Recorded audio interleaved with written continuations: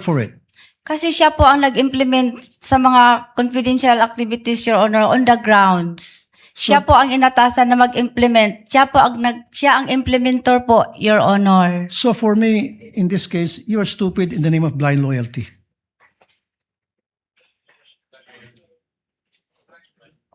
Ano po yun?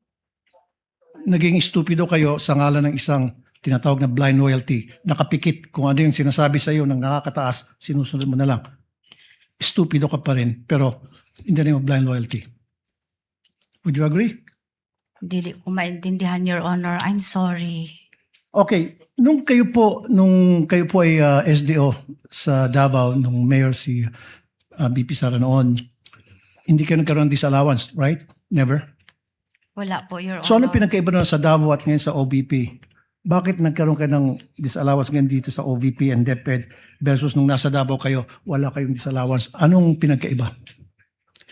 Ang maalala ko lang, Your Honor, sa Davao po, doon po mag-submit po kami ng accomplishment report doon po sa DILG, hindi po sa Office of the Vice President, hindi po sa Office of the President, sa Senate at saka sa HOR, Your Honor. So nung panahon po sa Davao, meron ba mga pangalan Piatos, meron ba mga pangalan mga Belat, Pagong, Pusa, etc.? Hindi ko ma-remember, Your Honor. Hindi All ko of a sudden, maalala. hindi mo na maalaala.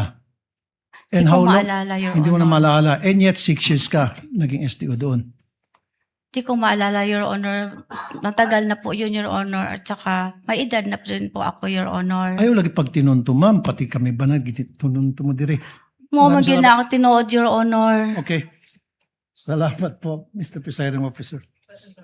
Thank you, Senator Judge Tulfo. The Senate President is recognized for his interjections. You have 2 minutes, sir. Thank you very much, Mr. Presiding Officer.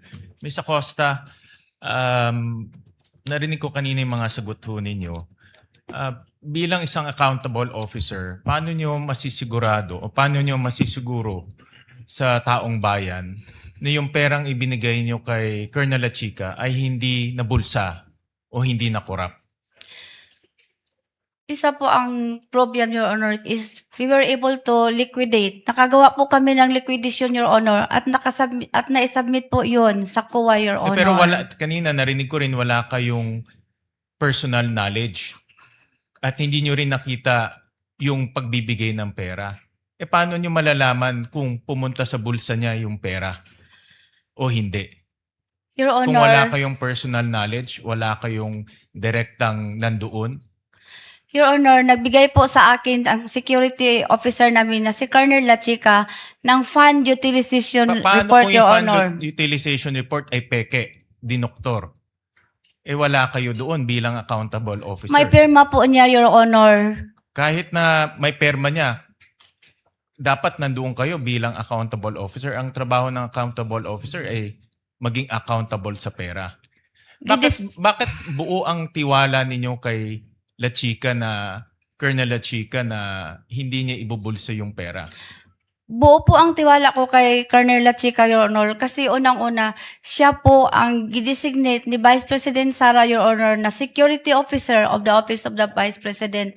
Siya din po ang aming commanding officer ng Vice Presidential Security Protection Group, Your Honor. Pero hindi ibig sabihin na siya ang pwedeng mag-disburse. Siya lang ang humahawak ng security information. Siya din po ang nag-implement, Your Honor, sa mga programa po na under po ng confidential fund kasi siya po ang expert to, Your Honor. Doon sa ground po, Your Honor. Siya po ang may alam, Your Honor. Kanina narinig ko rin na sinabi nyo, nagtanong kayo, nag-verify kay Colonel Lachica. Hindi nyo ba sinumbong o nagsabi kay VP Sara na baka may problema itong pagbibigay ng pera kay Lachica dahil ang sagot niya lang sa inyo ay confidential information o security? Hindi ba kayo nagsabi kay VP Sara na baka magka-problema ako bilang accountable officer? Hindi po ako nagsabi kay Ma'am VP Sara, Your Honor, kasi unang-una po, siya po ang nagbigay ng office order po na si Colonel Lachica ay gawin niyang security officer, Your Honor, po of the Vice President Office, Your Honor. So kahit na mayroong problema tinanggap nyo at binigay nyo pa rin yung pera kay La Chica at tinanggap nyo na lang yung sagot niya? Wala naman po ako na-encounter na problema, Your Honor, kasi nakasubmit po kami ng liquidation, Your Honor, doon sa kuwa, Your Honor. Doon sa 4 na quarters, 4 na beses sinabihan kayo ni VP Sara na ibigay kay Colonel La Chica yung pera? Once lang po siya nagsabi sa akin, Your Honor, Yung last quarter of 2022. na pag ma-encash ko ang pera, Your Honor, In 3 quarters, sino nagsabi sa inyong ibigay kay Colonel La Chica?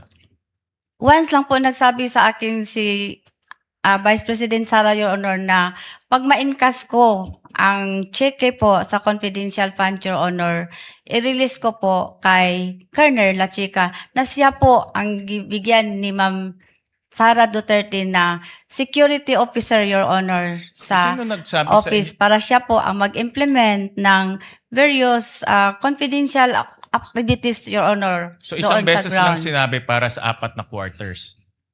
Tama? Opo, Your Honor. Sino nagsa-utos sa inyo na i-encash yung 500 million?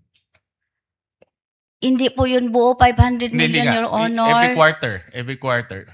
Sino nag-utos sa inyo yung 4th quarter of 2022 na i-encash yung 125?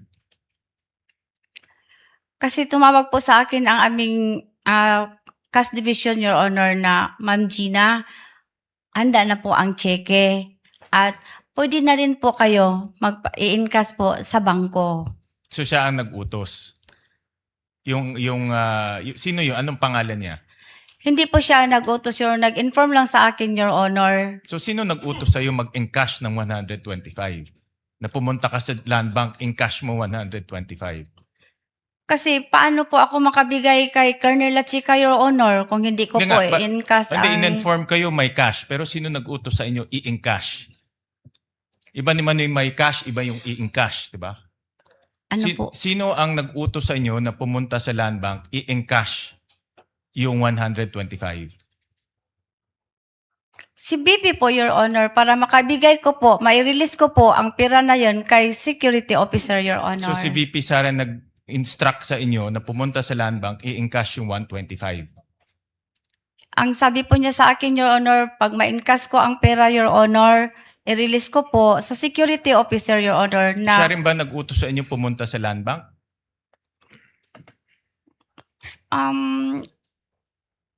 Basta, yun po, paano ko po ma-encash, paano ko po maibigay ang pera, Your Honor, kung hindi po ako magpunta sa land bank, Your Honor? Yung- Paano ko po ibigay ang cash doon sa security officer, Your Honor, na sinabi ni Ma'am BP na pag ma-encash ko, ibigay ko sa kanya, kung hindi po ako magpunta sa bangko, Your Honor, para ipa-encash ang cheque po. Ang tanong ko is, sino ang nag-utos sa inyo pumunta sa land bank para mag-encash? Yun, ganun kasimple lang. Sino ang tumawag sa inyo, nagsabi sa inyo, punta ka sa land bank, encash mo yung 125?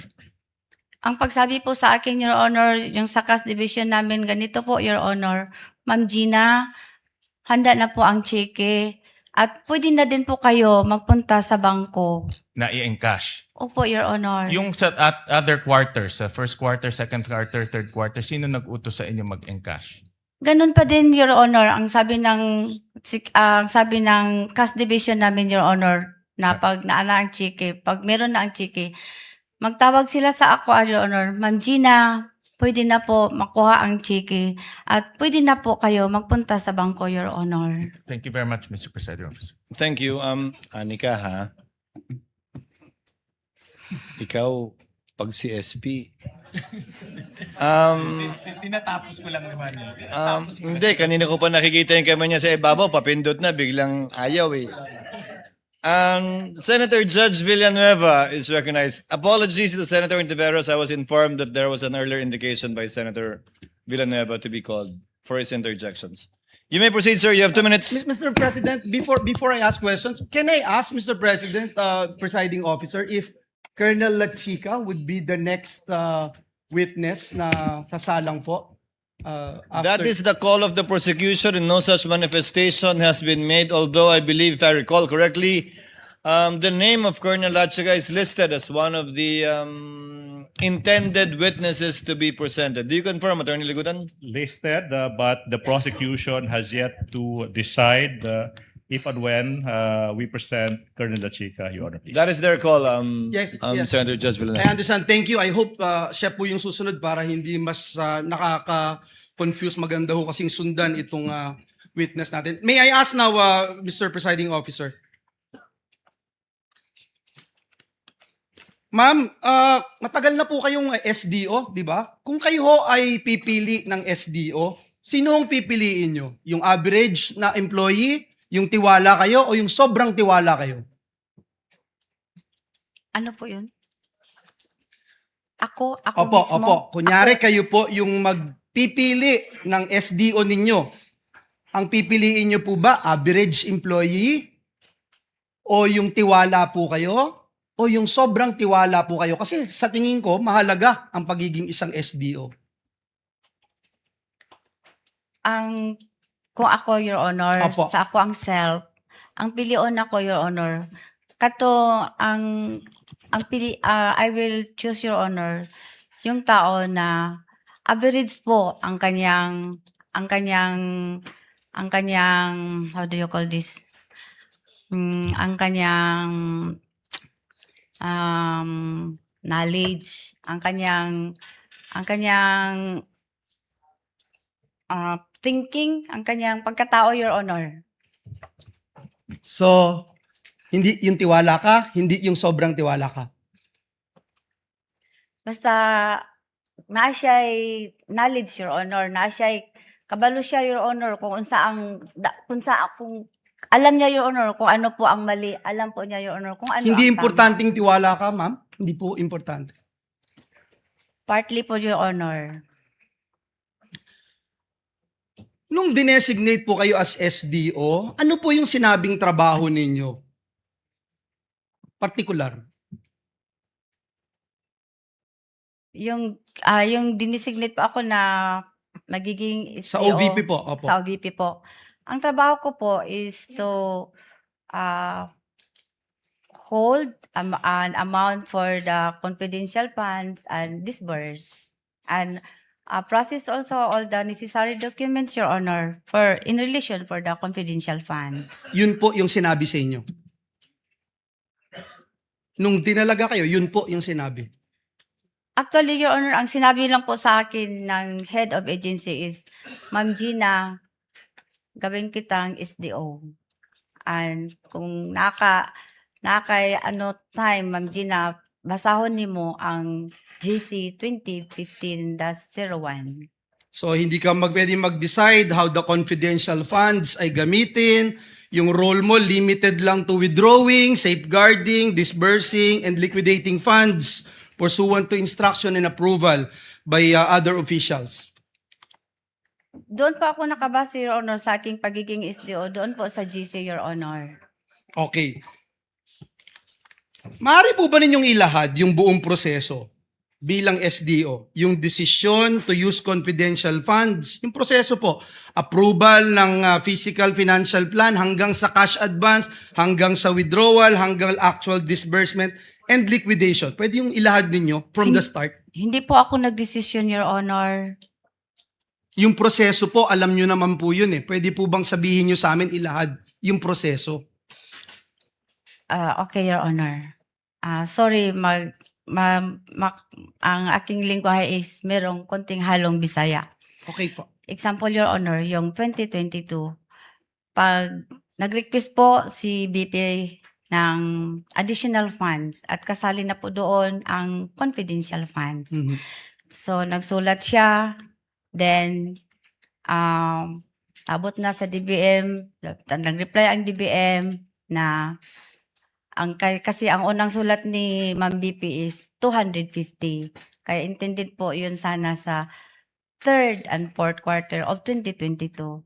So, pagbalik na, nag-reply na ang DBM, Your Honor, na 125 lang ang ihatag. O naabot to ang sulat o ang saro, Your Honor, na po sa bandang fourth quarter, Your Honor, of 2022. So, meron ng pondo, na-download na po. So, No, na-approve na rin yung FPF. PFP, na-approve na PFP. po, Your Honor. Pag-approve na, Your Honor, nagawa na po ako ng disbursement voucher. I-attach po dito ang tanan mga attachments, Your Honor. Example po, yung band ko po, Your Honor, Mhm. yung designation ko, Your Honor,